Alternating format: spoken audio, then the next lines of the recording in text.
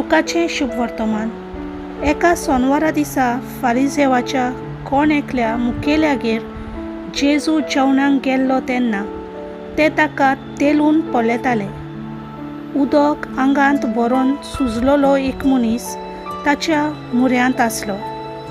धर्मशास्त्रा आनी फारिसेवा लागीं उलोवन जेजून म्हणलें, सोनवारा दिसा पिडेवंतांक बरी करूं येता की ना? पूण ते ओगेच रावले. तेन्ना ताणें ताका धरून बरो केलो आनी धाडलो.